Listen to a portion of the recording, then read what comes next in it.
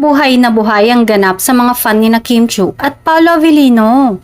Grabe nga ang kilig nila sa mga ayuda ng mga photo at video ni MJ Felipe sa kanila. Nasa Los Angeles nga si MJ at bongga ang ginagawa niyang pagtutok sa Kim Pao para pagbigyan ng hiling ang mga fan sa iba't ibang panig ng mundo. Kim Pao during the meet and greet session, sabi ni MJ sa video na napapaligiran si Kim ng mga fans sa LA at hawak-hawak ang picture ni Paolo.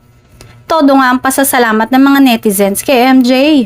Nahihiya pa si Kim pero ramdam ang kilig. Ang cute ni Kim, holding the picture of Paolo.